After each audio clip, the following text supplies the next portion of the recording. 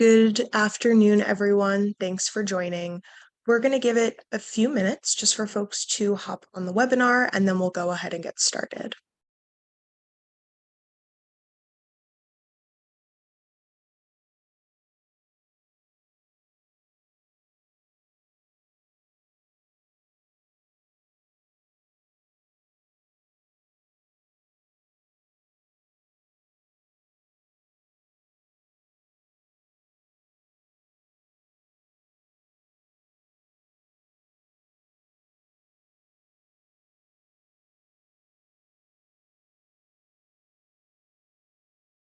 All right, we will just get started with some introductions and some housekeeping items.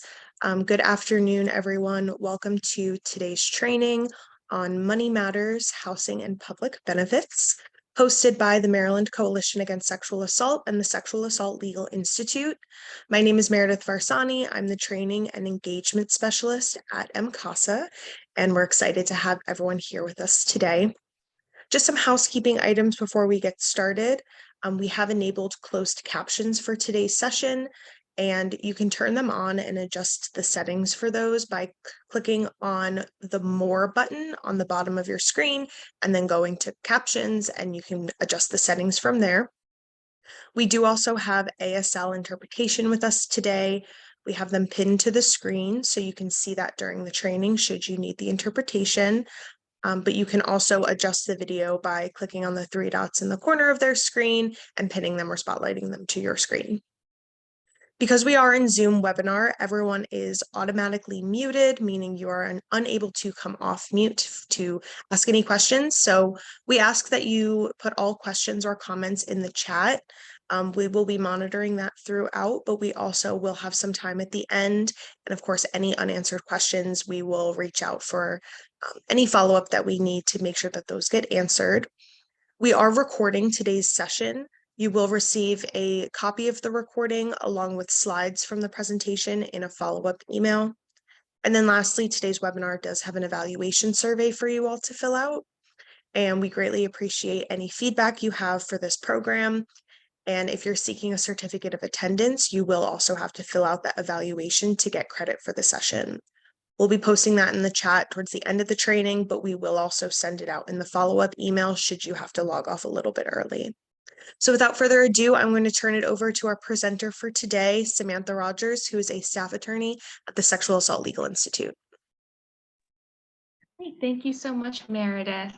And good afternoon, everyone. Again, as Meredith has introduced me, my name is Samantha Rogers. I'm a staff attorney at SALI, and I'm here presenting today on housing and public benefits as a part of our Money Matters series. So a little about the Money Matters project. This project focuses on the financial impact of sexual assault and examines economic empowerment of survivors. Sexual assault has serious financial costs to survivors, which impedes a survivor's ability to achieve financial stability and escape violence. This project aims to increase the financial stability and security of sexual assault survivors to support their recovery and prevent future violence. This goal is supported in part by educating attorneys and advocates about legal remedies available to support a survivor's financial independence. Our objectives for today are to learn available options for survivors with housing issues, understand and assess eligibility requirements for public benefits, and understand available options for survivors for issue spotting. Some of our core reminders throughout this series are that the law is always changing and always check the law for the most up-to-date information. It is crucial to properly complete and file the proper financial statement in family law and protective order actions where there is a duty to support. Some options that we discuss may be impacted by a survivor's immigration status. Always check eligibility requirements before advising undocumented survivors. And finally, tort suits may not always be an option, but when available, it can change a survivor's financial stability. Tort law has difficult statutes of limitations, and attorneys must advise survivors about available torts and statutes of limitations. To start off, we'll be discussing housing. A survivor in federally assisted housing has options without losing their housing, whereas a survivor who rents their home has options to terminate their lease without financial penalty. For leases, a survivor who rents their home can terminate their lease if they are a victim of abuse by providing written notice. A survivor terminating their lease as a victim of abuse is only responsible for rent from the time notice is provided until that tenant vacates the unit. In order to terminate a lease per the Maryland Code on Real Property, written notice to vacate shall include a copy of a protective order, a copy of a peace order with certain underlying acts as the act of abuse, such as an act that causes serious bodily harm, an act that places a person eligible for relief in fear of imminent serious bodily harm, assault in any degree, false imprisonment, stalking, or revenge porn, or written notice shall include a copy of a qualified third-party report. Who is a qualified third party? A qualified third party is an advocate from a domestic violence or sexual assault prevention or assistance program. There are other qualified third parties under the law as well. And this is important because a qualified third party is someone authorized under the law to draft a qualified third party report. What is required in this report is that this is a notarized report signed by that tenant that includes their name, a statement that the tenant or legal occupant is a victim of abuse, the date, time, location, and a brief description of the incident, the name and physical description of the perpetrator if known, the name and address of a qualified third party's employer, and a licensing entity and number of that qualified third party if they are required by law to be licensed. If a tenant is facing eviction because of an act of violence, a rebuttable presumption arises, which means that a tenant is able to rebut that eviction and defend potential eviction and claim that an alleged breach doesn't warrant eviction, as long as that tenant provides either a copy of a protective order, a copy of a peace order with an act of abuse as the underlying act, or a qualified third-party report. A tenant who is a victim of abuse can also submit a written request to a landlord to change their locks of the residence if a protective order or peace order requires that the perpetrator vacate or refrain from entry. It is important to note as well that a landlord can request reimbursement from the tenant for changing locks under the law. As far as federally assisted housing, survivors have different options as far as their housing options here. The Violence Against Women Act, also known as VAWA, provides housing protections to survivors of domestic violence, sexual assault, dating violence, and stalking who live in federally assisted housing. VAWA housing protections apply to many different programs of federal assisted housing, including public housing, Section 8 vouchers, and any other federal housing programs that provide affordable housing to low and moderate income persons by means of restricted rents, rental assistance, or providing affordable housing opportunities as identified by the appropriate agency. There are other federally assisted housing programs that VAWA would apply to as well. Eviction.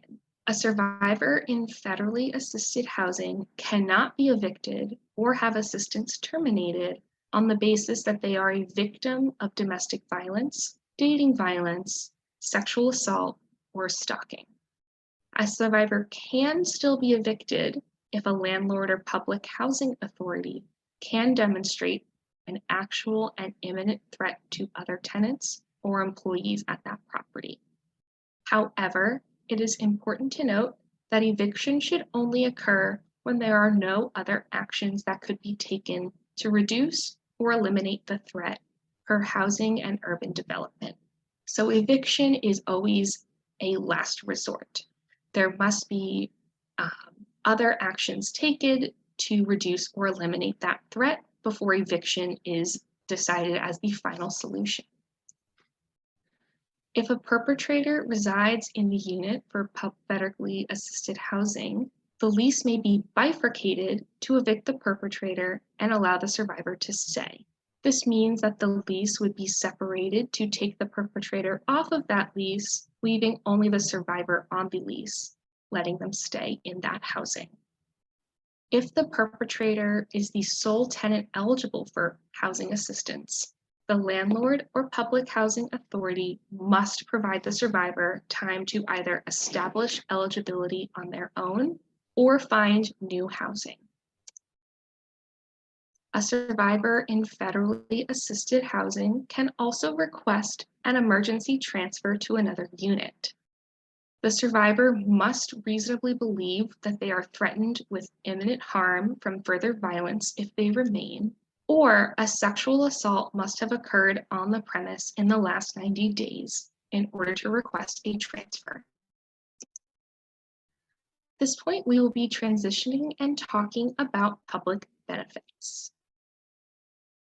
The first benefit we'll be discussing is temporary cash assistance. Temporary cash assistance, also known as TCA, is the name for Maryland's Temporary Assistance. At this point, we will be trans to Needy Families Program, also known as TANF. This program provides cash assistance to families with dependent children, while also preparing participants for financial independence through work. This program can help survivors achieve longer-term financial stability and independence. To be eligible, an applicant must be a Maryland resident, be a U.S. citizen, legal alien, or qualified alien, be unemployed or underemployed with low income, have a child 18 years old or younger, are pregnant, or themselves is 18 or younger and the head of the household. There are employment and education requirements unless that applicant is taking care of a child under 12 months old. Further, a child must reside with the applicant in order to receive this benefit.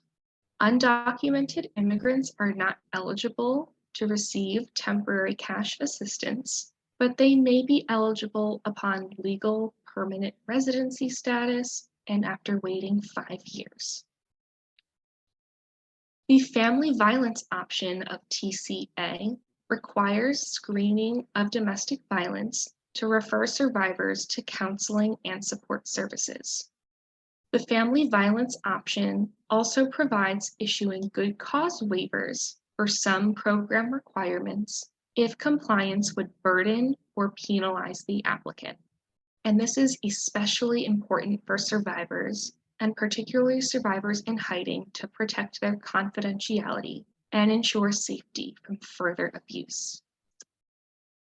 For TCA, there is a 60-month lifetime limit for someone to collect. However, a recipient can go on and off as needed until they have exhausted those 60 months. There are exemptions for hardship that can waive this limit. For example, a victim of domestic or family violence that is receiving counseling would not have any time limit that they are collecting TCA counted against their 60 months as long as they are receiving counseling.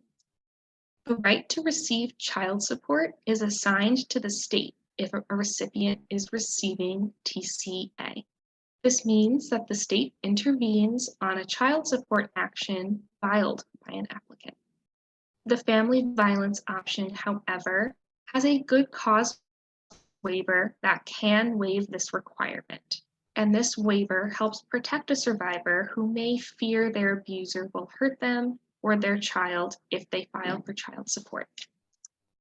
Next, we'll be discussing Social Security Disability Insurance, also known as SSDI.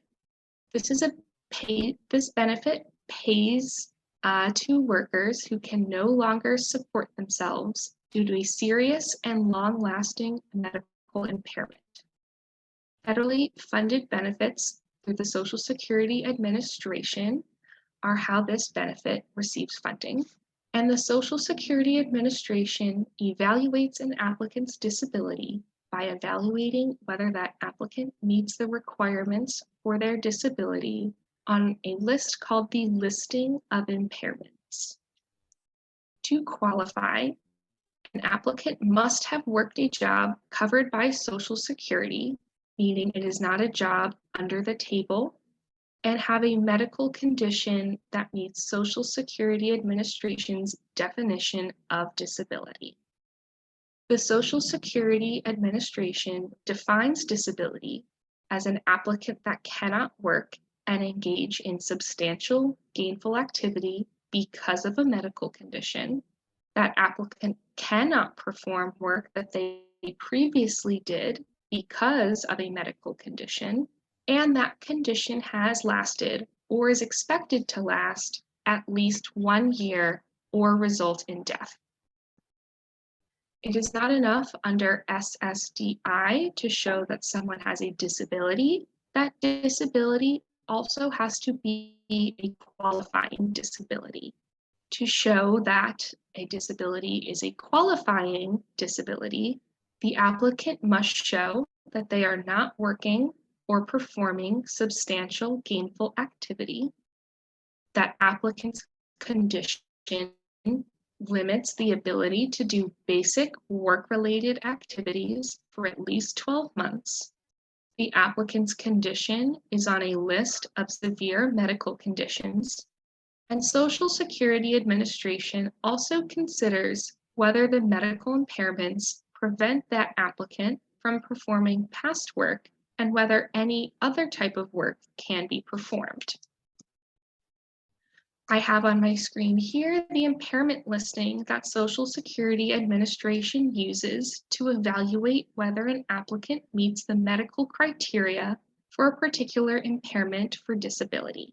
So as we see, the Social Security Administration lists all potential impairments or disabilities by type. So an applicant would click in on their website here, go to the type of disorder, impairment, or disability that they have, and there they have listed the medical criteria that Social Security Administration considers someone to have to meet to be considered disabled for purposes of collecting this benefit. And again, this listing can be found on the Social Security Administration's website.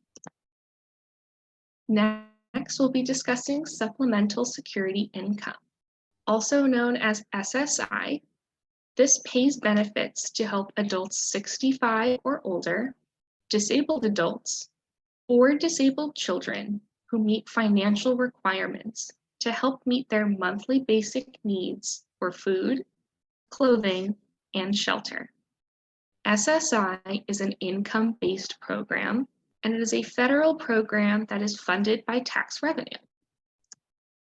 At this point, you may be wondering what the difference is between SSDI and SSI.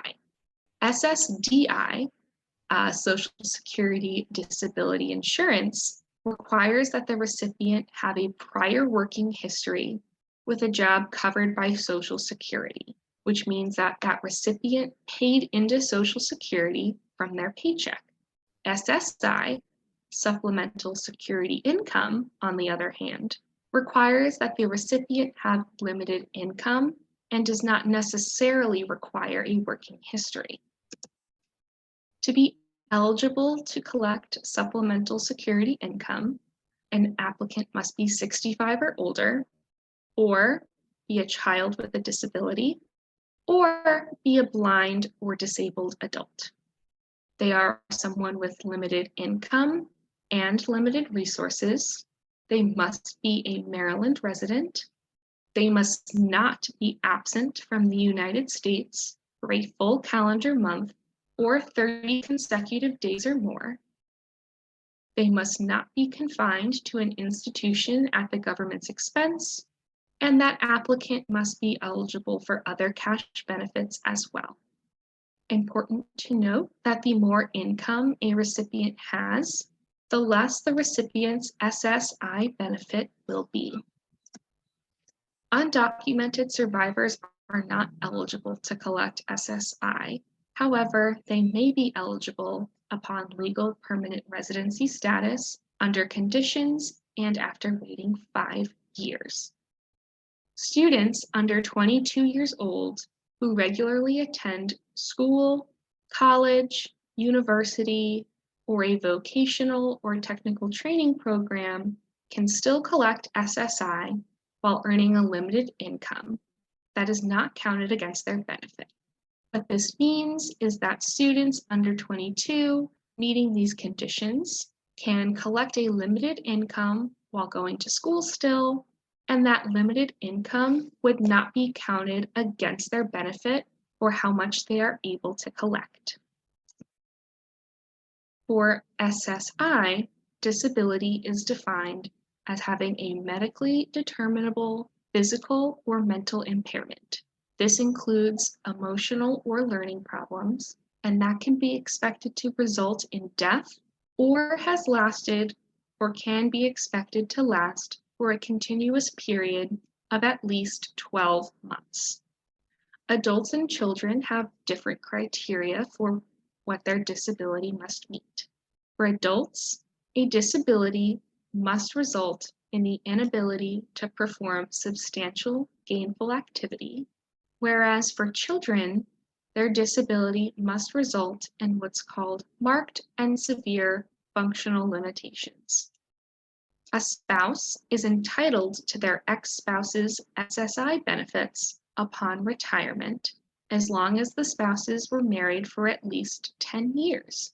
This is important to flag if you have a client or a survivor that has a spouse with this benefit and are close to that 10-year mark and are considering divorce. That is important to flag for this client. Supplemental Nutritional Assistance Program is the program formerly known as food stamps and is also now known as SNAP. These are benefits to help pay for groceries for a household, and the amount of assistance received is based on the United States Department of Agriculture's estimate of how much it costs to buy food, which is called a maximum allotment. This program is run through Departments of Social Services local offices for each county, and benefits are dispersed through the Electronic Benefit Transfer, also known as EBT. To be eligible, an applicant must meet income requirements. There must be a Social Security number for every household member, and able-bodied adults aged 16 to 60 must register for work, accept an offer of suitable work, and take part in employment and training programs when referred by the Department of Social Services. Undocumented survivors are not eligible for SNAP benefits, but they may be eligible with additional conditions under certain visa status. Students aged 18 to 49 are eligible if they meet certain requirements. For example, if a student receives temporary cash assistance, participates in a work-study program, works at least 20 hours a week, takes care of a dependent household member under 6, takes care of a dependent household member over 5 but under 12, and lack adequate childcare to attend school and work at least 20 hours. They could be a single parent in school full-time with a child under 12, or they could be placed in a college or other school through a training program. Any of these would make a student eligible to collect SNAP if any of these situations apply. Recently, Maryland's governor signed into law House Bill 502 and Senate Bill 2, which allows recipients who had benefits stolen as far back as January 1st, 2021 to file claims for reimbursement. This is codified under the Maryland Human Services article in the Maryland Code under Section 5609 and 5610. There are deadlines to file. If benefits were stolen on or after March 1st of 2023, a recipient has 45 days from the date that they discovered their benefits were stolen. If benefits were stolen between October 1st, 2022 to February 28th, 2023, that recipient has until May 31st, 2023 to file. So that deadline is coming up soon. Any claims submitted that were denied because benefits were stolen before October 1st, 2022 will be reviewed automatically, and recipients do not need to file another claim. Claims can be submitted by going in person to a local Department of Social Services office, calling an organization for assistance, or using the online form found at the following link. Many survivors, a part of the financial abuse they may face may be a perpetrator stealing their benefits. So this is an important update in the law that survivors who receive these benefits should be made aware of. Medicaid is free or low-cost health insurance for those that cannot afford health insurance. An applicant must meet the federal poverty level to qualify, which is issued each year by the U.S. Department of Health and Human Services. To be eligible, the applicant must be a Maryland resident, they must be a U.S. citizen or qualified immigrant, they must have a Social Security number, they must meet income and asset limits, and it's important to note as well that children under 21 can qualify with conditions. If an applicant receives supplemental security income benefits, they are automatically eligible for Medicaid. If an applicant receives temporary cash assistance benefits, they can qualify for Medicaid, but they are not automatically eligible. Undocumented immigrants may be eligible for emergency Medicaid services only. Medicare is a health insurance program for people age 65 or older and for young people with disabilities. This program helps with the cost of health care, but does not cover all medical expenses or long-term care costs. Medicare encompasses multiple different parts that include coverage for hospital insurance and for medical insurance. To be eligible, an applicant must be 65 and older, or that applicant can apply earlier if they have a disability, end-stage renal disease, or ALS. There is an enrollment period that applicants need to be made aware of. For applicants age 65 or older who receive Social Security benefits, they are automatically enrolled in hospital insurance. Applicants must enroll during their initial enrollment period, otherwise a lifelong late enrollment penalty will be added to all of their premiums moving forward. There is a period for applicants to enroll. During that time, they must enroll or this penalty applies, so it is important that an applicant is aware of that enrollment period.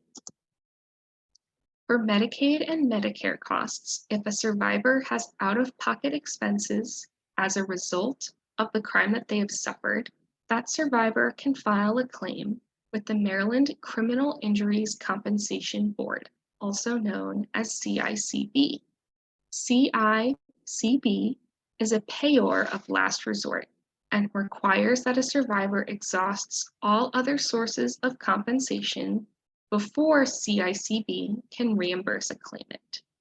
A survivor with out-of-pocket medical or therapy expenses is required to get expenses reimbursed first before CICB will issue an award. The Maryland Children's Health Program is also referred to as CHIP, and this is a program that provides free or low-cost health insurance benefits to children. This program awards benefits up to age 19 at free or low-cost coverage. Undocumented children may be eligible for emergency Medicaid services only. It's important to note that Montgomery and Prince George's counties offer CHIP to undocumented children with certain conditions. To be eligible, the child must meet income requirements of 211% or less of the federal poverty level. Someone can qualify if their incomes are too high to qualify for Medicaid, but still below income limits. If parents do not live with that child, an adult that resides with the child can apply, and that adult's income would not be counted towards eligibility unless that adult has adopted the child. For example, if a child lives with their grandparent and that grandparent has not adopted that child, that grandparent's income would not be counted towards whether they are eligible to receive this benefit. There is typically a monthly premium of $61 or $76 for Maryland CHIP, which is dependent on income. To apply for benefits, there are different ways to apply for benefits and different processes. For SNAP and TCA, an applicant can apply in person at their local Department of Social Services office or online at the following link, and local offices can be found at the Maryland Department of Human Services website. SSI and SSDI can be applied for through the Social Security Administration online or in person, and a locator link can be found for a local office on their website. Medicare can only be applied online through the Social Security Administration's website. An applicant can apply for Medicaid by mail or in person at their local Department of Social Services office. And for Maryland CHIP, an applicant can apply in person or at their local Department of Social Services office or online. If benefits are denied for any reason, an applicant can appeal a denial of benefits. Time limitations for filing appeals vary by benefit. And that concludes today's presentation. And at this point, I will be checking the chat for questions. I see that we have a question here already. Carrie asks, can people work while applying for disability? I know the process is quite lengthy. And Carrie, you're correct, that process is quite lengthy. If we're talking about SSDI, someone that is applying for an SSDI benefit, in theory, is not working because they are not able to. I would recommend checking as well the Social Security Administration's website for guidance, because part of the claim for Social Security disability insurance is that that applicant cannot perform substantial gainful activity and therefore need this benefit, which understandably puts a hardship on applicants. As for SSI, supplemental security income, someone would be able to work while applying for that benefit. Thank you very much for your question. At this point, are there any other questions that I could answer at this time?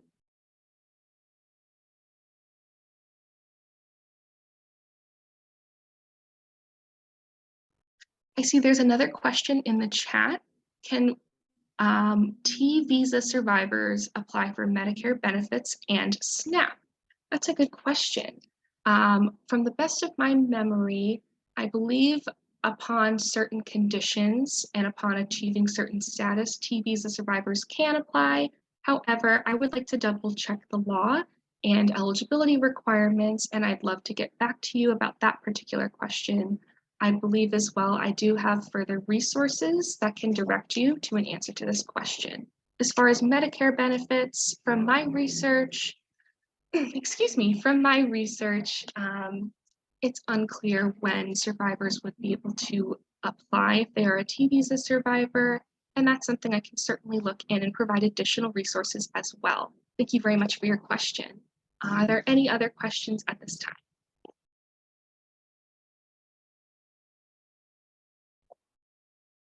Are these benefits available to military family members who are not Maryland residents, but leaving their military member due to domestic violence?